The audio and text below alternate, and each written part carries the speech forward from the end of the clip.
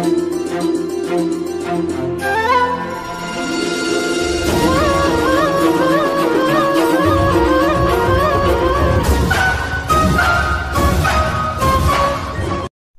ಮಕ್ಳೇ, ಹೇಗಿದ್ದೀರಿ?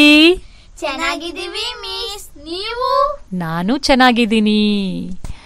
ಮಕ್ಳೇ, ನಾನು ಈಗ ನಿಮ್ಗೆ ಒಂದು ಚಿತ್ರವನ್ನ ತೋರಿಸ್ತೀನಿ. ಅದ್ರಲ್ಲೇನಿದೆ ಅಂತ ಹೇಳ್ತೀರಾ? ಹೌದು ಮಿಸ್. ಅನು, ನೀನೇಳು. ಕಾಡು ಮಿಸ್. ಗುಣ, ಅದ್ರ ಪಕ್ಕದಲ್ಲೇನಿದೆ? ರಸ್ತೆ ಮಿಸ್. ಅನು, ಅಲ್ಲಿ ರಸ್ತೆ ಪಕ್ಕದಲ್ಲಿ ಏನೋ ಬರ್ದಿದಾರಲ್ಲ, ಅದನ್ನ ಓದು.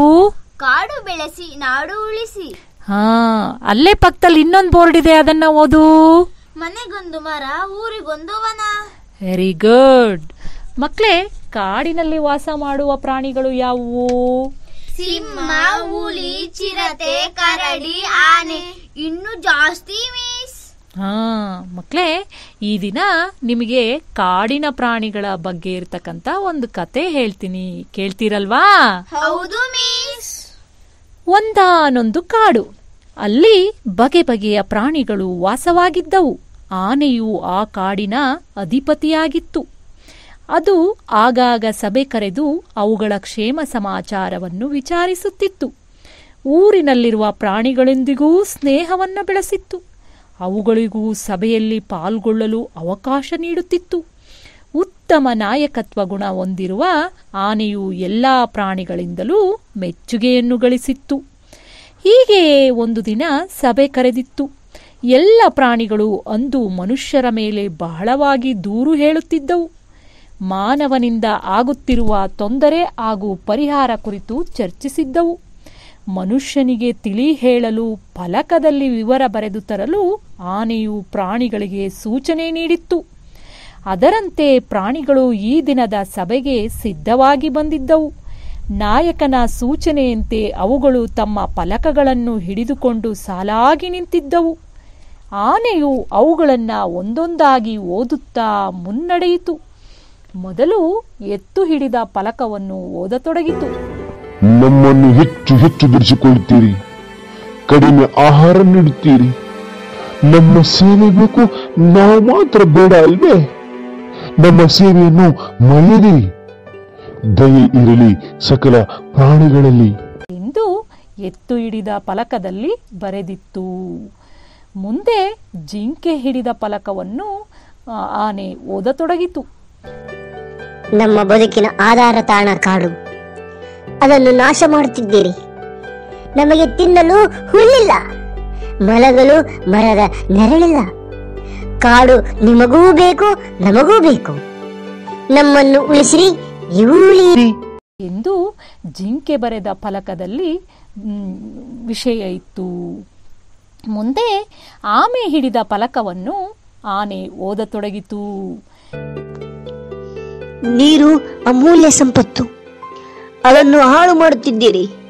ಕಸ ಕಡ್ಡಿ ಹಾಕಿ ಕಲ್ಮಶಗೊಳಿಸುತ್ತಿದ್ದೀರಿ. ನಮಗೆ ನೀರಿನಲ್ಲಿರಲು ಕಷ್ಟವಾಗುತ್ತಿದೆ. ನೀರು ನಮ್ಮೆಲ್ಲರ ಜೀವ. ನೀರನ್ನು ದುರ್ಬಳಕೆ ಮಾಡಬೇಡಿ, ಕಲುಷಿತಗೊಳಿಸಬೇಡಿ ಎಂದು ಆಮೆ ಹಿಡಿದ ಫಲಕದಲ್ಲಿ ಬರೆದಿತ್ತು. ಮುಂದೆ ಕರಡಿ ಹಿಡಿದ ಫಲಕವನ್ನು ಓದತೊಡಗಿತು. ಎಲ್ಲವೂ ನೀವೇ ತಿನ್ನುತ್ತೀರಿ, ತಿಂದು ಹೆಚ್ಚಾಗಿ ಹಾಳು ಮಾಡುತ್ತಿದ್ದೀರಿ. ನಮ್ಮ ಹೊಟ್ಟೆ ಹಸಿವಿನ ಬಗ್ಗೆ ನೀವು ಗಮನಿಸುವುದಿಲ್ಲ, ನಮಗೇನೂ ಉಳಿಸುವುದಿಲ್ಲ. ನೀವು ತಿನ್ನಿ, ನಮಗೂ ತಿನ್ನಲು ಬಿಡಿ ಎಂದು ಕರಡಿ ಹಿಡಿದ ಫಲಕದಲ್ಲಿ ಬರೆದಿತ್ತು. ಮುಂದೆ ನಾಯಿ ಹಿಡಿದ ಫಲಕವನ್ನು ಆನೆ ಓದತೊಡಗಿತು. ನಾವು ನಡೆದಾಡಬೇಕು, ಓಡಾಡಬೇಕು, ನಮಗೂ ದಾರಿ ಬಿಡಿ. ಹಾದಿ ಬೀದಿಯಲ್ಲಿ ನೀವು ಮತ್ತು ನಿಮ್ಮ ವಾಹನಗಳೇ ತುಂಬಿವೆ. ಮೈ ಮೇಲೆ ಎಚ್ಚರವಿಲ್ಲದಂತೆ ಸಾಗುತ್ತೀರಿ, ಇತರರಿಗೂ ತೊಂದರೆ ಕೊಡುತ್ತೀರಿ. ಸರಿಯಾಗಿ ಚಲಿಸಿರಿ, ಚಲಿಸಲು ಬಿಡಿ ಎಂದು ಬರೆದಿತ್ತು. ಆನೆ ಮುಂದೆ ಮಂಗ ಹಿಡಿದ ಫಲಕವನ್ನು ಓದತೊಡಗಿತು. ನಮಗೂ ಶಾಂತಿ ನೆಮ್ಮದಿ ಬೇಕು. ನೋವಿನಲ್ಲೂ ನೆನವಿನಲ್ಲೂ ಪಟಾಕಿ ಸಿಡಿಸುತ್ತೀರಿ. ನಮ್ಮನ್ನು ಓಡಿಸಲು ಮದ್ದು ಗುಂಡುಗಳನ್ನು ಹಾರಿಸುತ್ತೀರಿ. ನಮ್ಮ ಹೃದಯವೇ ಸಿಡಿದು ಹೋದಂತಾಗುತ್ತದೆ. ಮದ್ದು ಗುಂಡು ಸಿಡಿಸಬೇಡಿ, ಶಾಂತಿಯನ್ನು ಕೆಡಿಸಬೇಡಿ ಎಂದು ಬರೆದಿತ್ತು. ಮುಂದೆ ಆನೆ ಬೆಕ್ಕು ಹಿಡಿದ ಫಲಕವನ್ನು ಓದತೊಡಗಿತು. ನಿಮ್ಮನ್ನು ಮೆಚ್ಚಿಸಲು ನಮಗೂ ಮನಸ್ಸಿದೆ. ನೀವು ಟಿವಿ ನೋಡುತ್ತೀರಿ, ಇಲ್ಲವೇ ಮೊಬೈಲ್ ಅನ್ನು ಮುದ್ದಿಸುತ್ತೀರಿ. ಆದರೆ ನಿಮ್ಮ ಪಕ್ಕದಲ್ಲೇ ಇರುವ ನಮ್ಮನ್ನು ಕಣ್ಣೆತ್ತಿ ನೋಡುವುದಿಲ್ಲ.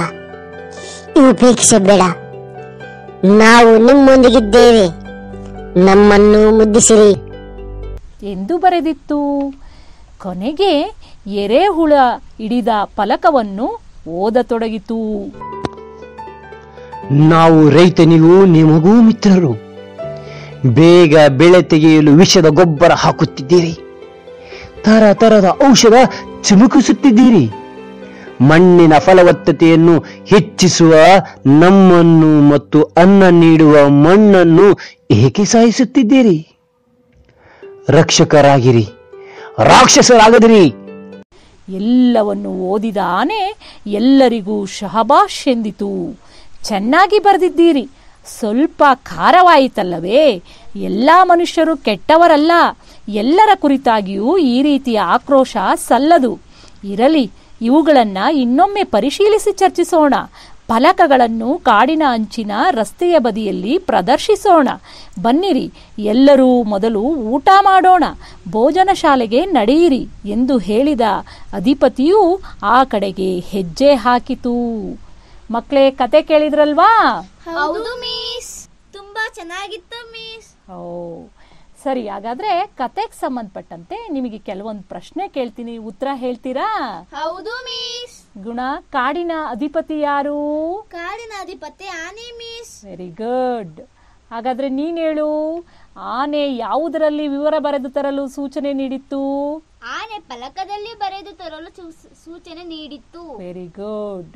ಹಾಗಾದ್ರೆ ಮಕ್ಕಳೇ, ಒಂದೆರಡು ಚಿತ್ರಗಳನ್ನ ತೋರಿಸ್ತೀನಿ, ಅದರಲ್ಲಿ ಏನಿದೆ ಅಂತ ಓದ್ತೀರಾ? ಆಯ್ತು ಮಿಸ್. ಹಾ, ಗುಣ ನೀನ್ ಹೇಳು, ಈ ಚಿತ್ರದಲ್ಲಿ ಏನಿದೆ? ರಕ್ತದಾನ, ಜೀವದಾನ, ರಕ್ತ ನಿಧಿ, ಇಂಡಿಯನ್ ರೆಡ್ ಕ್ರಾಸ್ ಸೊಸೈಟಿ, ನವದೆಹಲಿ. ಈಗ ನೀನ್ ಹೇಳು, ಈ ಚಿತ್ರದಲ್ಲಿ ಏನಿದೆ? ನೇತ್ರದಾನ, ಮಹಾದಾನ. ನೇತ್ರದಾನ ಅಂಧರ ಬಾಳಿಗೆ ಬೆಳಕು ತರುತ್ತದೆ. Very good. ಇವುಗಳನ್ನ ಭಿತ್ತಿ ಪತ್ರಗಳು ಅಂತೇಳಿ ಕರೀತಾರೆ. ಮಕ್ಕಳೇ, ನೀವೆಲ್ಲರೂ ಕೂಡ ನಾಳೆ ಭಿತ್ತಿ ಪತ್ರಗಳನ್ನ ಸಿದ್ಧ ಮಾಡ್ಕೊಂಡು ಬನ್ನಿ. ಆಯ್ತು ಮಿಸ್. ಎಲ್ರಿಗೂ ವಂದನೆಗಳು.